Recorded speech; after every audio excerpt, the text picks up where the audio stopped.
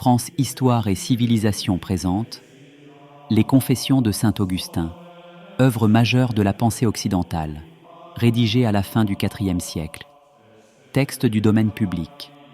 Traduction française de Monsieur Moreau, publié en 1864. Livre premier, Invocation. Ses premières années. Péché de son enfance, haine de l'étude, amour du jeu. Chapitre 1er. Grandeur de Dieu. 1. Vous êtes grand Seigneur et infiniment louable, grande est votre puissance, et il n'est point de mesure à votre sagesse. Et c'est vous que l'homme veut louer, chétive partie de votre création, être debout, promenant sa mortalité, et par elle le témoignage de son péché, et la preuve éloquente que vous résistez, Dieu que vous êtes, ô superbe. Et pourtant il veut vous louer, cet homme, chétive partie de votre création. Vous l'excitez à se complaire dans vos louanges, car vous nous avez fait pour vous, et notre cœur est inquiet, jusqu'à ce qu'il repose en vous. Donnez-moi, Seigneur, de savoir et de comprendre si notre premier acte est de vous invoquer ou de vous louer, et s'il faut d'abord vous connaître ou vous invoquer. Mais qui vous invoque en vous ignorant?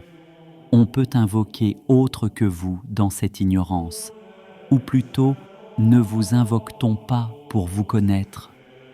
Mais est-ce possible sans croire? Et comment croire sans apôtre?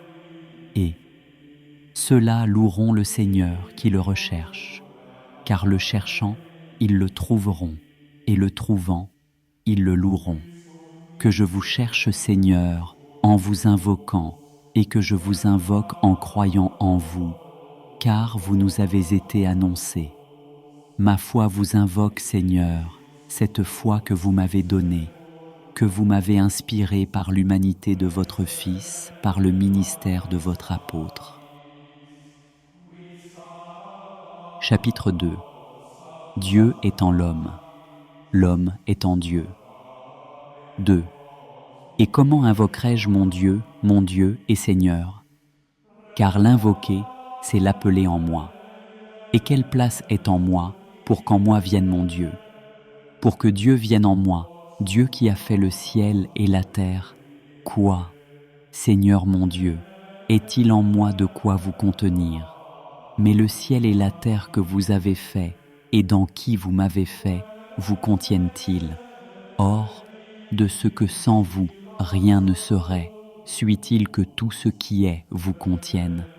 Donc, puisque je suis, comment vous demandez-je de venir en moi, qui ne puis être sans que vous soyez en moi? Et pourtant je ne suis point au lieu profond, et vous y êtes, car si je descends en enfer, je vous y trouve. Je ne serais donc point, mon Dieu, je ne serais point du tout si vous n'étiez en moi. Que dis-je? Je ne serais point si je n'étais en vous. De qui, par qui, et en qui toutes choses sont. Il est ainsi, Seigneur, il est ainsi. Où donc vous appelez-je, puisque je suis en vous? D'où viendrez-vous en moi? Car où me retirer hors du ciel et de la terre, pour que de là vienne en moi mon Dieu qui a dit, c'est moi qui remplis le ciel et la terre? Chapitre 3. Dieu est tout entier partout. 3. Êtes-vous donc contenus par le ciel et la terre parce que vous les remplissez? Ou les remplissez-vous et reste-t-il encore de vous puisque vous n'en êtes pas contenus? Et où répandez-vous hors du ciel et de la terre le trop-plein de votre être? Mais avez-vous besoin d'être contenus, vous qui contenez tout, puisque vous n'emplissez qu'en contenant? Les vases qui sont pleins de vous ne vous font pas votre équilibre, car s'ils se brisent, vous ne vous répandez pas, et lorsque vous vous répandez sur nous, vous ne tombez pas, mais vous nous élevez, et vous ne vous écoulez pas, mais vous recueillez, remplissant tout. Est-ce de vous tout entier que vous remplissez toutes choses, ou bien, tout ne pouvant vous contenir, contient-il partie de vous? et toute chose en même temps cette même partie, ou bien chaque être, chacune, les plus grands davantage, les moindres moins? Y a-t-il donc en vous plus et moins? Ou plutôt, n'êtes-vous pas tout entier partout et nulle part contenu tout entier? Chapitre 4. Grandeurs ineffables de Dieu. 4. Qu'êtes-vous donc, mon Dieu? Qu'êtes-vous, sinon le Seigneur Dieu? Car quel autre Seigneur que le Seigneur, quel autre Dieu que notre Dieu? Ô très haut, très bon, très puissant, tout-puissant, très miséricordieux et très juste, très caché et très présent, très beau et très fort, stable et incompréhensible, immuable et remuant tout, jamais nouveau, jamais ancien, renouvelant tout et conduisant à leur insu les superbes au dépérissement, toujours en action, toujours en repos, amassant sans besoin, vous portez, remplissez et protégez, vous créez, nourrissez et perfectionnez, cherchant lorsque rien ne vous manque. Votre amour est sans passion, votre jalousie sans inquiétude, votre repentance sans douleur, votre colère sans trouble. Vos œuvres changent, vos conseils ne changent pas. Vous recouvrez ce que vous trouvez et n'avez jamais perdu. Jamais pauvre, vous aimez le gain, jamais avare, et vous exigez des usures. On vous donne de surérogations pour vous rendre débiteur. Et qu'avons-nous qui ne soit vôtre? Vous rendez sans devoir. En payant, vous donnez et ne perdez rien. Et qu'ai-je dit, mon Dieu, ma vie, mes délices saintes, et que dit-on de vous en parlant de vous? Mais malheur à qui se tait de vous, car sa parole est muette. Chapitre 5. Dites à mon âme, je suis ton salut. 5. Qui me donnera de me reposer en vous? Qui vous fera descendre en mon cœur? Quand trouverai-je l'oubli de mes maux dans l'ivresse de votre présence, dans le charme de vos embrassements, ô mon seul bien? Que m'êtes-vous? Par pitié, déliez ma langue. Que vous suis-je moi-même pour que vous m'ordonniez de vous aimer? Et si je désobéis, que votre colère s'allume contre moi et me menace de grande misère. En est-ce donc une petite que de ne vous aimer pas? Ah, dites-moi, au nom de vos miséricordes, Seigneur mon Dieu, dites-moi ce que vous m'êtes. Dites à mon âme, je suis ton salut. Parlez haut, que j'entende. L'oreille de mon cœur est devant vous, Seigneur. Ouvrez-la et dites à mon âme, je suis ton salut. Que je cours après cette voie et que je m'attache à vous. Ne me voilez pas votre face, que je meure pour la voir, que je meure pour vivre de sa vue. 6. La maison de mon âme est étroite pour vous recevoir, élargissez-la. Elle tombe en ruine, réparez-la. Ça et là, elle blesse vos yeux, je l'avoue et le sais, mais qui la balayera? À quel autre que vous crierai-je? Purifiez-moi de mes secrètes souillures, Seigneur, et n'imputez pas celles d'autrui à votre serviteur. Je crois, c'est pourquoi je parle. Seigneur, vous le savez. Ne vous ai-je pas, contre moi-même, accusé mes crimes, ô mon Dieu, et ne m'avez-vous pas remis la malice de mon cœur? Je n'entre point en jugement avec vous qui êtes la vérité, et je ne veux pas me tromper moi-même, de peur que mon iniquité ne mente à elle-même. Non, je ne conteste pas avec vous, car si vous pesez les iniquités, Seigneur, Seigneur, qui pourra tenir? Chapitre 6. Enfance de l'homme, éternité de Dieu. 7. Mais pourtant laissez-moi parler à votre miséricorde, moi, terre et cendre. Laissez-moi pourtant parler, puisque c'est à votre miséricorde et non à l'homme moqueur que je parle. Et vous aussi peut-être, vous riez-vous de moi, mais vous aurez bientôt pitié. Qu'est-ce donc que je veux dire, Seigneur mon Dieu? sinon que j'ignore d'où je suis venu ici, en cette mourante vie, ou peut-être cette mort vivante, et j'ai été reçu dans les bras de votre miséricorde, comme je l'ai appris des pères et mères de ma chair, de qui et en qui vous m'avez formé dans le temps. Car moi je ne m'en souviens pas. J'ai donc reçu les consolations du lait humain. Ni ma mère, ni mes nourrices ne s'emplissaient les mamelles, mais vous, Seigneur, vous me donniez par elles l'aliment de l'enfance, selon votre institution et l'ordre profond de vos richesses. Vous me donniez aussi de ne pas vouloir plus que vous ne me donniez, et à mes nourrices de vouloir me donner ce qu'elles avaient reçu de vous, car c'était par une affection prédisposée qu'elles me voulaient donner ce que votre opulence leur prodiguait. Ce leur était un bien que le bien qui me venait d'elles, dont elles étaient la source, sans en être le principe. De vous, ô Dieu, tout bien, de vous, mon Dieu, tout mon salut. C'est ce que depuis m'a dit votre voix criante en moi, par tous vos dons intérieurs et extérieurs. Car alors que savais-je? Sucer, savourer avec délice, pleurer aux offenses de ma chair, rien de plus. 8. Et puis je commençai à rire, en dormant d'abord, ensuite éveillé. Tout cela m'a été dit de moi, et je l'ai cru, car il en est ainsi des autres enfants. Autrement je n'ai nul souvenir d'alors. Et peu à peu je remarquais où j'étais, et je voulais montrer mes volontés à qui pouvait les accomplir. Mais en vain. Elles étaient au-dedans, on était au-dehors, et nul sens n'est donné à autrui entrer dans mon âme. Aussi, je me démenais de tous mes membres, de toute ma voix, de ce peu de signes, semblables à mes volontés, que je pouvais, tels que je les pouvais, et toutefois en désaccord avec elles. Et quand on ne m'obéissait point, faute de me comprendre ou pour ne pas me nuire, je m'emportais contre ces grandes personnes insoumises et libres, refusant d'être mes esclaves, et je me vengeais d'elles en pleurant.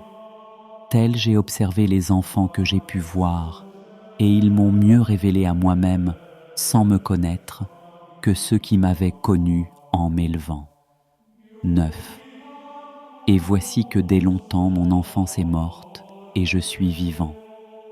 Mais vous, Seigneur, vous vivez toujours, sans que rien meure en vous, parce qu'avant la naissance des siècles, et avant tout ce qui peut être nommé au-delà, vous êtes Dieu et Seigneur de tout ce que vous avez créé. En vous demeurent les causes de tout ce qui passe, et les immuables origines de toutes choses muables, et les raisons éternelles et vivantes de toutes choses irrationnelles et temporelles. Dites-moi, dites à votre suppliant, dans votre miséricorde, dites à votre misérable serviteur, dites-moi, mon Dieu, si mon enfance a succédé à quelque âge expiré déjà, et si cet âge est celui que j'ai passé dans le sein de ma mère. J'en ai quelques indications, j'ai vu moi-même des femmes enceintes. Mais avant ce temps, mon Dieu, mes délices, ai-je été quelque part et quelque chose? Qui pourrait me répondre? Personne, ni père, ni mère, ni l'expérience des autres, ni ma mémoire. Ne vous moquez-vous pas de moi à de telles questions, vous qui m'ordonnez de vous louer et de vous glorifier de ce que je connais. 10.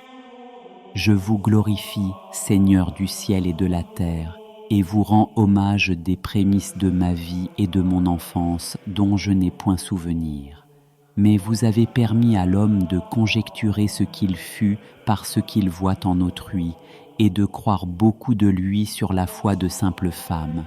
Déjà j'étais alors, et je vivais, et déjà, sur le seuil de l'enfance, je cherchais des signes pour manifester mes sentiments.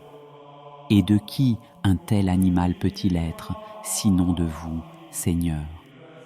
Et qui serait donc l'artisan de lui-même? Est-il autre source d'où être et vivre découle en nous, sinon votre toute-puissance, ô Seigneur, pour qui être et vivre est tout un, parce que l'être par excellence est la souveraine vie, c'est vous-même. Car vous êtes le Très-Haut, et vous ne changez pas, et le jour d'aujourd'hui ne passe point pour vous, et pourtant il passe en vous, parce qu'en vous toutes choses sont, et rien ne trouverait passage si votre main ne contenait tout. Et comme vos années ne manquent point, vos années, c'est aujourd'hui. Et combien de nos jours et des jours de nos pères ont passé par votre aujourd'hui et en ont reçu leur être et leur durée. Et d'autres passeront encore qui recevront de lui leur mesure d'existence. Mais vous, vous êtes le même. Ce n'est pas demain, ce n'est pas hier, c'est aujourd'hui que vous ferez, c'est aujourd'hui que vous avez fait. Que m'importe si tel ne comprend pas, qu'il se réjouisse, celui-là même, en disant « J'ignore ». Oui, qu'il se réjouisse, qu'il préfère vous trouver en ne trouvant pas, à ne vous trouver pas en trouvant. Chapitre 7. L'enfant est pécheur. 11. Ayez pitié, mon Dieu. Malheur au péché des hommes, et c'est l'homme qui parle ainsi, et vous avez pitié de lui, parce que vous l'avez fait, et non le péché qui est en lui. Qui va me rappeler les péchés de mon enfance? Car personne n'est pur de péché devant vous, pas même l'enfant dont la vie sur la terre est d'un jour. Qui va me les rappeler, si petit enfant que ce soit, en qui je vois de moi ce dont je n'ai pas souvenance? Quel était donc mon péché d'alors? Était-ce de pleurer avidement après la mamelle? Or, si je convoitais aujourd'hui avec cette même avidité la nourriture de mon âge, ne serais-je pas ridicule et répréhensible? Je l'étais donc alors. Mais comme je ne pouvais comprendre la réprimande, ni l'usage, ni la raison ne permettaient de me reprendre. Vice réel toutefois que ces premières inclinations, car en croissant nous les déracinons et rejetons loin de nous, et je n'ai jamais vu homme de sens, pour retrancher le mauvais, jeter le bon. Était-il donc bien, vu l'âge si tendre, de demander en pleurant ce qui ne se pouvait impunément donner, de s'emporter avec violence contre ceux sur qui l'on n'a aucun droit, personnes libres, âgées, pères, mères, gens sages, ne se prêtant pas au premier désir, de les frapper en tâchant de leur faire tout le mal possible pour avoir refusé une pernicieuse obéissance? Ainsi, la faiblesse du corps au premier âge est innocente, l'âme ne l'est pas. Un enfant que j'ai vu et observé était jaloux. Il ne parlait pas encore et regardait, pâle et farouche, son frère de lait. Chose connue, les mères et nourrices prétendent conjurer ce mal par je ne sais quels enchantements. Mais est-ce innocence dans ce petit être, abreuvé à cette source de lait abondamment épanché, de n'y pas souffrir près de lui un frère indigent dont ce seul aliment soutient la vie, et l'on endure ses défauts avec caresse, non pour être indifférent ou léger, mais comme devant passer au cours de l'âge. Vous les tolérez alors, plus tard, ils vous révoltent. 12. Seigneur mon Dieu, vous avez donné à l'enfant et la vie, et ce corps muni de ses sens, formé de ses membres, orné de sa figure. Vous avez intéressé tous les ressorts vitaux à sa conservation harmonieuse, et vous m'ordonnez de vous louer dans votre ouvrage, de vous confesser, de glorifier votre nom, ô Très-Haut, parce que vous êtes le Dieu tout-puissant et bon. N'eussiez-vous rien fait que ce que nul ne peut faire que vous seul, principe de toute mesure, forme parfaite qui formait tout, ordre suprême qui ordonnait tout. Or cet âge, Seigneur, que je ne me souviens pas d'avoir vécu, que je ne connais que sur la foi d'autrui, le témoignage de mes conjectures, l'exemple des autres enfants, témoignage fidèle néanmoins, cet âge, j'ai honte de le rattacher à cette vie à moi, que je vis dans le siècle. Pour moi, il est égal en ténèbres d'oubli à celui que j'ai passé au sein de ma mère.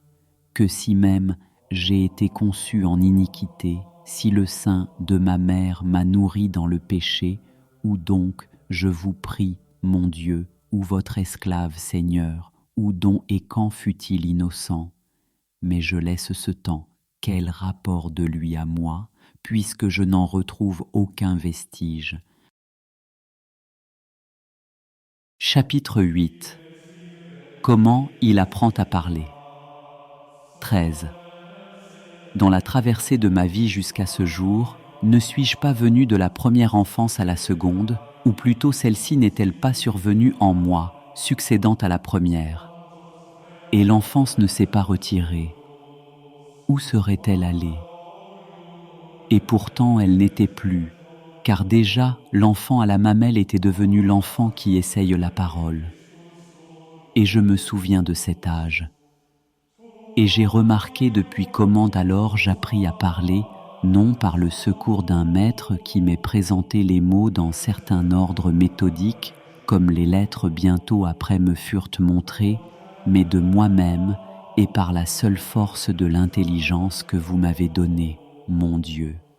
Car ces cris, ces accents variés, cette agitation de tous les membres, n'étant que des interprètes infidèles ou inintelligibles, qui trompaient mon cœur impatient de faire obéir à ses volontés, j'eus recours à ma mémoire pour m'emparer des mots qui frappaient de mon oreille, et quand une parole décidait un geste, un mouvement vers un objet, rien ne m'échappait, et je connaissais que le son précurseur était le nom de la chose qu'on voulait désigner.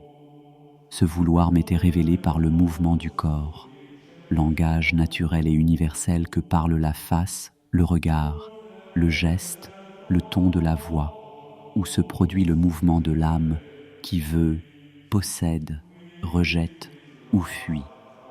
Attentif au fréquent retour de ces paroles exprimant des pensées différentes dans une syntaxe invariable, je notais peu à peu leur signification et dressant ma langue à les articuler, je m'en servis enfin pour énoncer mes volontés. Et je parvins ainsi à pratiquer l'échange des signes expressifs de nos sentiments, et j'entrai plus avant dans l'orageuse société de la vie humaine, sous l'autorité de mes parents et la conduite des hommes plus âgés. Chapitre 9. Aversion pour l'étude, horreur des châtiments. 14. Ô Dieu, mon Dieu, quelle misère, quelle déception n'ai-je pas subie à cet âge où l'on ne me proposait d'autre règle de bien vivre qu'une docile attention aux conseils de faire fortune dans le siècle et d'exceller dans cette science verbeuse, servile instrument de l'ambition et de la cupidité des hommes. Puis, je fus livré à l'école pour apprendre les lettres. Malheureux, je n'en voyais pas l'utilité, et pourtant ma paresse était châtiée. On le trouvait bon. Nos devanciers dans la vie nous avaient préparé ces sentiers d'angoisse qu'il fallait traverser, surcroît de labeur et de souffrance pour les enfants d'Adam. Nous trouvâmes alors, Seigneur, des hommes qui vous priaient, et d'eux nous apprîmes à sentir, autant qu'il nous était possible, que vous étiez quelqu'un de grand, qui pouviez, sans apparaître à nos sens, nous exaucer et nous secourir. Tout enfant je vous priais comme mon refuge et mon asile, et, à vous invoquer, je rompais les liens de ma langue, et je vous priais tout petit, avec grande ferveur, afin de n'être point battu à l'école. Et quand, pour mon bien, vous ne m'écoutiez pas tous, jusqu'à mes parents si éloignés de me vouloir la moindre peine, se riaient de mes férules, ma grande et griève peine d'alors. 15. Seigneur, où est le cœur magnanime, s'il en est un seul? Car je ne parle pas de l'insensibilité stupide. Où est le cœur dont l'amour vous enlace d'une assez forte étreinte pour ne plus jeter qu'un œil indifférent sur ces appareils sinistres, chevalets ongles de fer, cruels instruments de mort, dont l'effroi élève vers vous des supplications universelles qui les conjurent.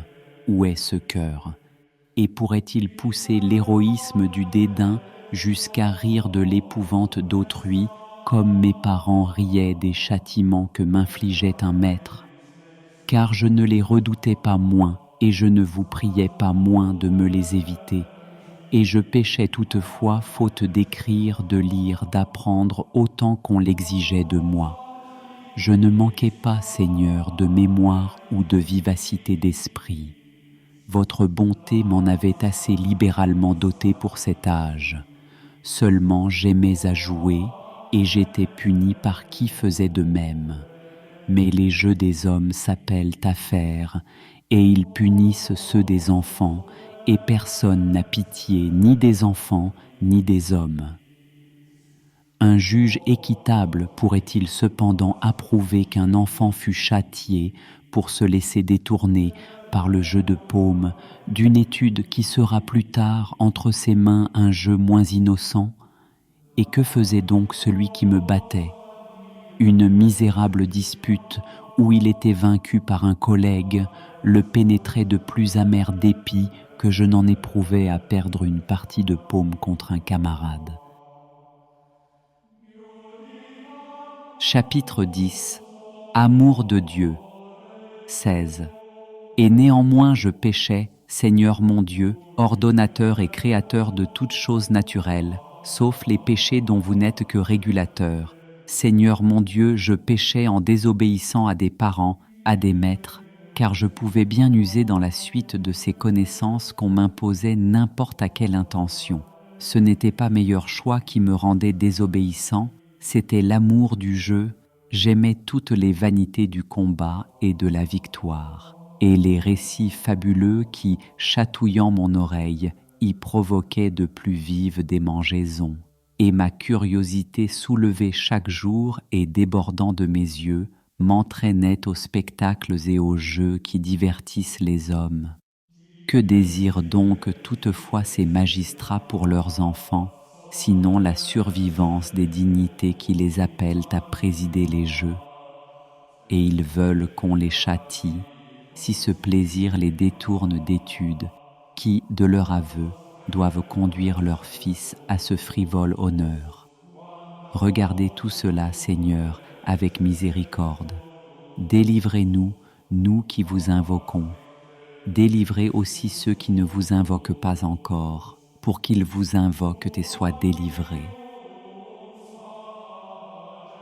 Chapitre 11. Malade, il demande le baptême. 17. J'avais ouï parler dès le berceau de la vie éternelle qui nous est promise par l'humilité du Seigneur notre Dieu, abaissée jusqu'à notre orgueil.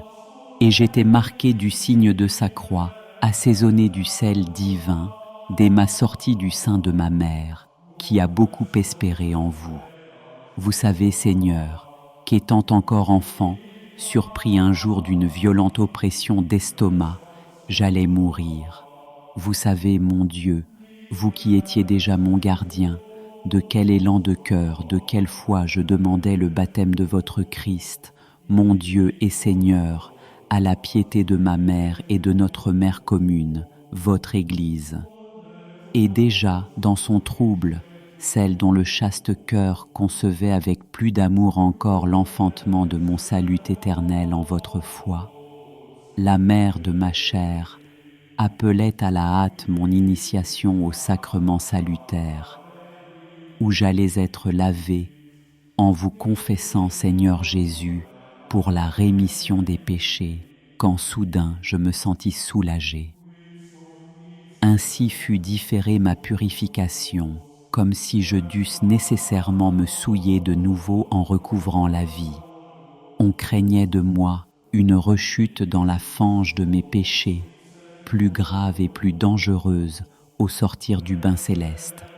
Ainsi, déjà, je croyais, et ma mère croyait, et toute la maison, mon père excepté, qui pourtant ne put jamais abolir en moi les droits de la piété maternelle, ni me détourner de croire en Jésus-Christ, lui qui n'y croyait pas encore. Elle n'oubliait rien pour que vous me fussiez un père, mon Dieu, plutôt que lui, et ici vous l'aidiez à l'emporter sur son mari, à qui, toute supérieure qu'elle fût, elle obéissait, parce qu'en cela, elle obéissait à vos ordres. 18. Pardon, mon Dieu, je voudrais savoir, si vous le voulez, par quel conseil mon baptême a été différé. Est-ce pour mon bien que les rênes furent ainsi lâchées à mes instincts pervers, ou me trompais-je? Mais d'où vient que sans cesse ce mot nous frappe l'oreille? Laissez-le, laissez-le faire, il n'est pas encore baptisé. Et pourtant, s'agit-il de la santé du corps? On ne dit pas. Laissez-le se blesser davantage, car il n'est pas encore guéri. Oh, que n'ai-je obtenu cette guérison prompte? Que n'ai-je, avec le concours des miens, placé la santé de mon âme sous la tutelle de votre grâce qui me l'eût rendue, mieux eût valu. Mais quels flots, quels orages de tentation se levaient sur ma jeunesse. Ma mère les voyait, et elle aimait mieux livrer le limon informe à leurs épreuves que l'image divine à leur profanation. Chapitre 12. Dieu tournait à son profit l'imprévoyance même qui dirigeait ses études. 19. Ainsi, à cet âge même que l'on redoutait moins pour moi que l'adolescence, je n'aimais point l'étude. Je haïssais d'y être contraint, et l'on m'y contraignait, et il m'en advenait bien. Je n'eusse rien appris sans contrainte. Mais moi je faisais mal, car faire à contre-cœur quelque chose de bon n'est pas bien faire. Et ceux mêmes qui me forçaient à l'étude ne faisaient pas bien, mais bien m'en advenait par vous, mon Dieu. Eux ne voyaient pour moi dans ce qu'ils me pressaient d'apprendre qu'un moyen d'assouvir l'insatiable convoitise de cette opulence qui n'est que misère, de cette gloire qui n'est qu'infamie. Mais vous, qui savez le compte des cheveux de notre tête, vous tourniez leur erreur à mon profit et ma paresse au châtiment que je méritais, si petit enfant, si grand pécheur. Ainsi, du mal qu'ils faisaient, vous tiriez mon bien, et de mes péchés, ma juste rétribution. Car vous avez ordonné, et il est ainsi, que tout esprit qui n'est pas dans l'ordre soit sa peine à lui-même. Chapitre 13. Vanité des fictions poétiques qu'il aimait. 20. Mais d'où venait mon aversion pour la langue grecque, exercice de mes premières années? C'est ce que je ne puis encore pénétrer. J'étais passionné pour la latine, telle que l'enseignent, non les premiers maîtres, mais ceux que l'on appelle grammairiens, car ces éléments, où l'on apprend à lire, écrire, compter, ne me donnèrent pas moins d'ennui et de tourments que toutes mes études grecques. Et d'où venait ce dégoût, sinon du péché et de la vanité de la vie? J'étais chair, esprit absent de lui-même et ne sachant plus y rentrer. Plus certaines et meilleures étaient ces premières leçons qui m'ont donné la faculté de lire ce qui me tombe sous les yeux, d'écrire ce qu'il me plaît, que celles où j'apprenais de force les courses errantes de je ne sais quel aîné, oublieux de mes propres erreurs et gémissant sur la mort de Didon, qui se tue par amour, quand je n'avais pas une larme pour déplorer. Ô mon Dieu, ô ma vie, cette mort de mon âme, que ces jeux emportaient loin de vous. 21. Et quoi de plus misérable qu'un malheureux sans miséricorde pour lui-même, pleurant Didon, morte pour aimer aîné, et ne se pleurant pas, lui qui meurt faute de vous aimer. Ô Dieu, lumière de mon cœur, pain de la bouche intérieure de mon âme, vertu fécondante de mon intelligence, époux de ma pensée, je ne vous aimais pas. Je vous étais infidèle, et mon infidélité entendait de toutes parts cette voix. Courage, courage, car l'amour de ce monde est un divorce adultère d'avec vous. Courage, courage, dit cette voix, pour faire rougir, si l'on n'est pas homme comme un autre. Et ce n'est pas ma misère que je pleurais, Didon, expiré, livrant au fil du glaive sa destinée dernière, quand je me livrais moi-même à vos dernières créatures, au lieu de vous, terre retournant à la terre. Cette lecture m'était-elle interdite ? Je souffrais de ne pas lire ce qui me faisait souffrir. Telle folie passe pour étude plus noble et plus féconde que celle qui m'apprit à lire et à écrire. 22.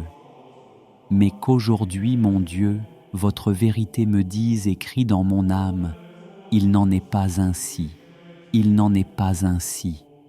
Ces premiers enseignements sont bien les meilleurs, car me voici tout prêt à oublier les aventures d'aînés et fables pareilles, plutôt que l'art d'écrire et de lire. Des voiles, sans doute, pendent au seuil des écoles de grammaire, mais ils couvrent moins la profondeur d'un mystère que la vanité d'une erreur. Qu'ils se récrient donc contre moi, ces maîtres insensés.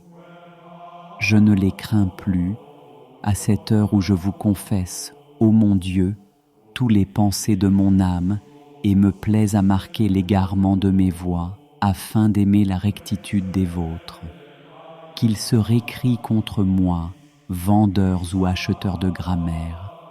Je leur demande s'il est vrai qu'Énée soit autrefois venu à Carthage, comme le poète l'atteste, et les moins instruits l'ignorent, les plus savants le nient. Mais si je demande par quelle lettre s'écrit le nom d'Énée, tous ceux qui savent lire me répondront vrai, selon la convention et l'usage qui ont parmi les hommes déterminé ces signes. Et si je demande encore quel oubli serait le plus funeste à la vie humaine, l'oubli de l'art de lire et d'écrire, ou celui de ces fictions poétiques, qui ne prévoit la réponse de quiconque ne sait pas oublier lui-même. Je péchais donc enfant, en préférant ainsi la vanité à l'utile, ou plutôt, je haïssais l'utile et j'aimais la vanité. 1 et 1 sont 2, 2 et 2 4 était pour moi une odieuse chanson, et je ne savais pas de plus beau spectacle qu'un fantôme de cheval de bois rempli d'hommes armés, que l'incendie de Troie et l'ombre de Créuse. Chapitre 14. Son aversion pour la langue grecque. 23. Pourquoi donc haïssais-je ainsi la langue grecque pleine de ses fables ? Car Homère excelle à ourdir telle fiction. Doux menteur, il était toutefois amer à mon enfance. Je crois bien qu'il en est ainsi de Virgile pour les jeunes Grecs, contraints de l'apprendre avec autant de difficulté que j'apprenais leurs poètes. La difficulté d'apprendre cette langue étrangère assaisonnait de fiel la douce saveur des fables grecques. Pas un mot qui me fût connu, et puis des menaces terribles de châtiment pour me forcer d'apprendre. J'ignorais de même le latin au berceau, et cependant, par simple attention, sans crainte, ni tourment, je l'avais appris. Dans les embrassements de mes nourrices, les joyeuses agaceries, les riantes caresses. Ainsi, je l'appris sans être pressé du poids menaçant de la peine, sollicité seulement par mon âme en travail de ses conceptions, et qui ne pouvait rien enfanter qu'à l'aide des paroles retenues sans leçon, à les entendre de la bouche des autres, dont l'oreille recevait les premières confidences de mes impressions. Preuve qu'en cette étude, une nécessité craintive est un précepteur moins puissant qu'une libre curiosité. Mais l'une contient les flottants caprices de l'autre, grâce à vos lois, mon Dieu, vos lois qui depuis la férule de l'école jusqu'à l'épreuve du martyre, nous abreuvant d'amertume salutaire, savent nous rappeler à vous, loin du charme empoisonneur qui nous avait retirés de vous. Chapitre 15. Prière. 24. Exaucez, Seigneur, ma prière, que mon âme ne défaille pas sous votre discipline, et que je ne défaille pas à vous confesser vos miséricordes qui m'ont retiré de toutes mes déplorables voies.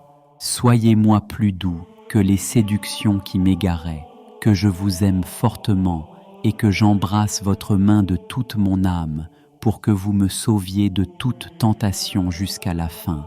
Et n'êtes-vous pas, Seigneur, mon roi et mon Dieu, que tout ce que mon enfance a pris d'utile vous serve, si je parle, si j'écris, si je lis, si je compte, que tout en moi vous serve, car au temps où j'apprenais des choses vaines, vous me donniez la discipline, et vous m'avez enfin remis les péchés de ma complaisance dans les vanités.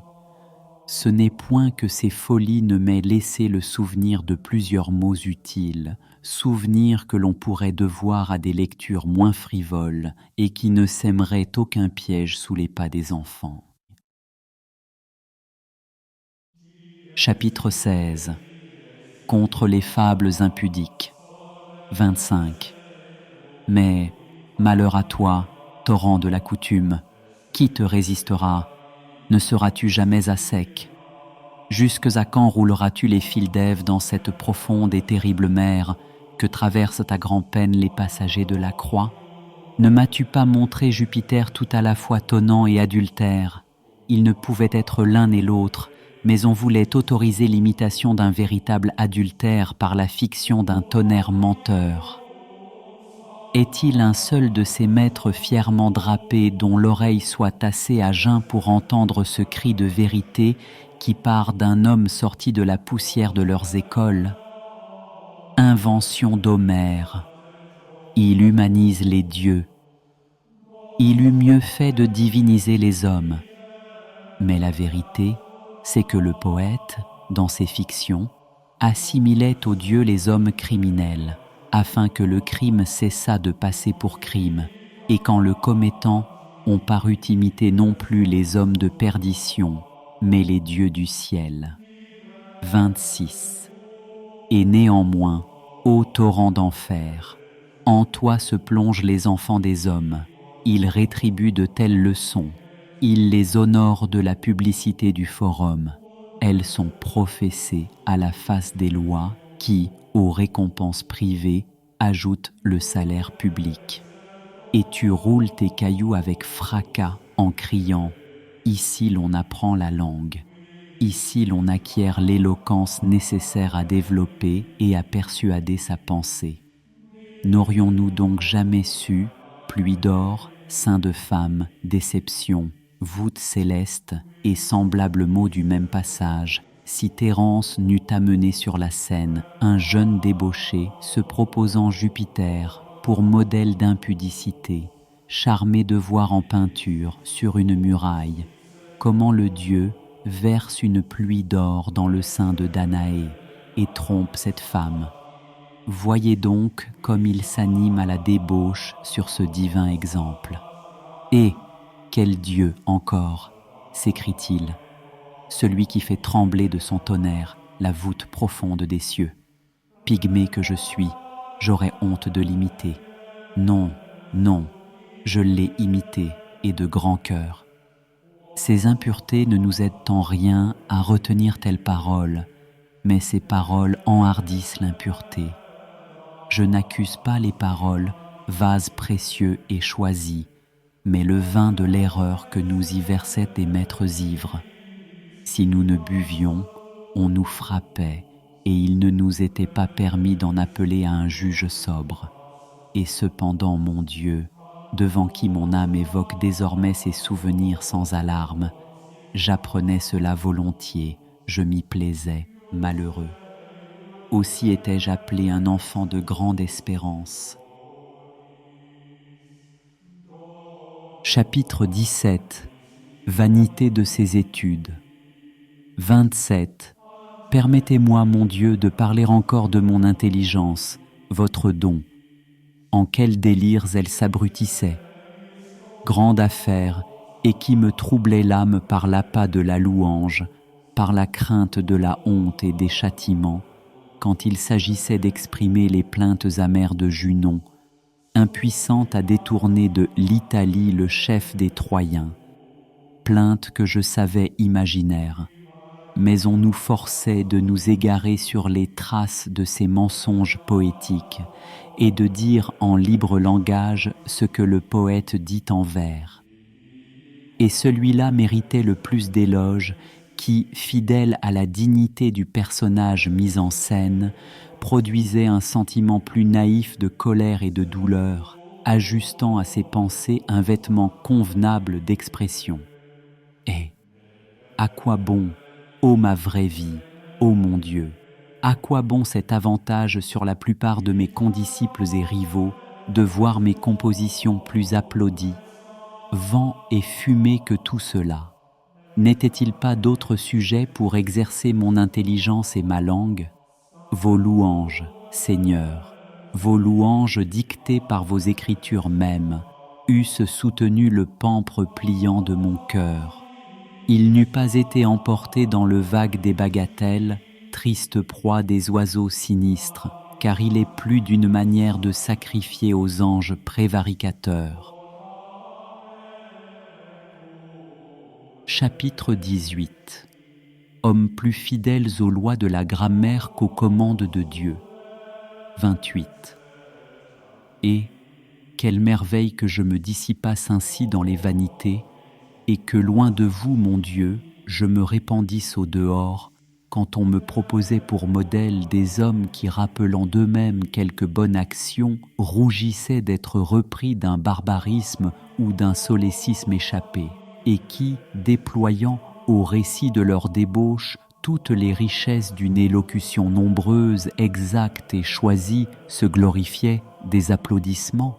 Vous voyez cela, Seigneur, et vous vous taisez, patient, miséricordieux et vrai. Vous tairez-vous donc toujours, mais à cette heure même, vous retirez de ce dévorant abîme l'âme qui vous cherche, altérée de vos délices, celui dont le cœur vous dit « J'ai cherché votre visage ». Votre visage, Seigneur, je le chercherai toujours. On en est loin dans les ténèbres des passions. Ce n'est point le pied, ce n'est point l'espace qui nous éloigne de vous, qui nous ramène à vous. Et le plus jeune de vos fils a-t-il donc pris un cheval, un char, un vaisseau? S'est-il envolé sur des ailes visibles? S'est-il dérobé d'un pas agile pour livrer en pays lointain aux prodigalités de sa vie ce qu'il avait reçu de vous au départ? Père tendre qui lui aviez tout donné alors, plus tendre encore à la détresse de son retour. Mais non, c'est l'entraînement de la passion qui nous jette dans les ténèbres et loin de votre face. 29. Voyez, Seigneur mon Dieu, dans votre inaltérable patience, voyez avec quelle fidélité les enfants des hommes observent le pacte grammatical qu'ils ont reçu de leurs devanciers dans le langage, avec quelle négligence ils se dérobent au pacte éternel de leur salut qu'ils ont reçu de vous. Et si un homme qui possède ou enseigne cette antique législation des sons oublie, contrairement aux règles, l'aspiration de la première syllabe en disant « homme », il blesse plus les autres que si, au mépris de vos commandements, il haïssait l'homme son frère, comme si l'ennemi le plus funeste était plus funeste à l'homme que la haine même qui le soulève, comme si le persécuteur ravageait autrui plus qu'il ne ravage son propre cœur ouvert à la haine. Et certes, cette science des lettres n'est pas plus intérieure que la conscience écrite de ne pas faire au prochain ce qu'on n'en voudrait pas souffrir. Oh, que vous êtes secret, habitant des hauteurs dans le silence, ô Dieu, seul grand, dont l'infatigable loi sème les cécités vengeresses sur les passions illégitimes. Cet homme aspire à la renommée de l'éloquence. Il est debout devant un homme qui juge en présence d'une foule d'hommes.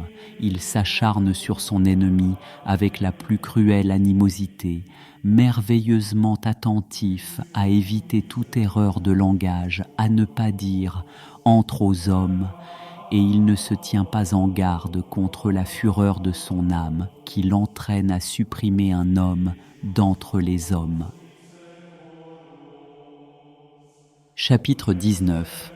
Faute des enfants, vice des hommes. 30. J'étais exposé, malheureux enfant, sur le seuil de cette morale. C'était l'apprentissage des tristes combats que je devais combattre. Jaloux déjà d'éviter un barbarisme et non l'envie qu'une telle faute m'inspirait contre qui n'en faisait pas. Je reconnais et confesse devant vous, mon Dieu, ces faiblesses qui me faisaient louer de ces hommes. Leur plaire était alors pour moi le bien vivre, car je ne voyais pas ce gouffre de honte où je plongeais loin de votre regard.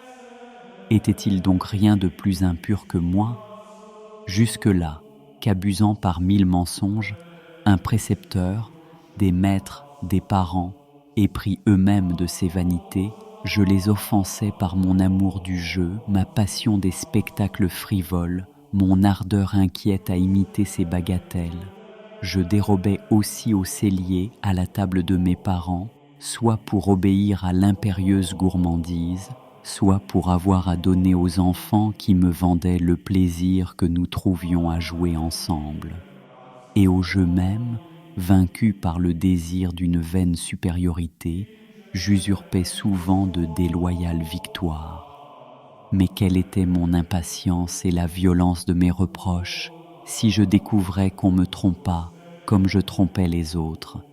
Pris sur le fait à mon tour et accusé, loin de céder, j'entrais en fureur. Est-ce donc là l'innocence du premier âge? Il n'en est pas, Seigneur, il n'en est pas. Pardonnez-moi, mon Dieu, aujourd'hui précepteur, maître, noix, balle, oiseau, demain magistrat, roi, trésor, domaine, esclave, c'est tout un, grossissant aux flots successifs des années, comme aux férules succèdent les supplices. C'est donc l'image de l'humilité que vous avez aimée dans la faiblesse corporelle de l'enfance, ô notre roi, lorsque vous avez dit « Le royaume des cieux est à ceux qui leur ressemblent ». Chapitre 20. Il rend grâce à Dieu des dons qu'il a reçus de lui dans son enfance. 31. Et cependant, Seigneur, à vous créateur et conservateur de l'univers, tout-puissant et tout bon, à vous notre Dieu, grâce soit rendue, ne m'eussiez-vous donné que d'être enfant. Car dès lors même, j'avais l'être, et avis, et le sentiment, et je veillais à préserver cet ensemble de tout moi-même, ce dessein de l'unité si caché par qui j'étais. Je gardais par le sens intérieur l'intégrité de tous mes sens, et dans cette petitesse d'existence, dans cette petitesse de pensée, j'aimais la vérité. Je ne voulais pas être trompé, ma mémoire était forte, mon élocution polie, l'amitié me charmait, je fuyais la douleur, la honte, l'ignorance. Quelle admirable merveille qu'un tel animal! Tout cela, don de mon Dieu, je ne me suis moi-même rien donné. Tout cela est bon et moi-même qui suis tout cela. Donc celui qui m'a fait est bon et lui-même est mon bien. Et l'élan de mon cœur lui rend hommage de tous ces biens répandus sur mes premières années. Or je péchais, car ce n'était point en lui, mais dans ses créatures, les autres et moi, que je cherchais plaisir, grandeur et vérité, me précipitant ainsi dans la douleur, la confusion, l'erreur.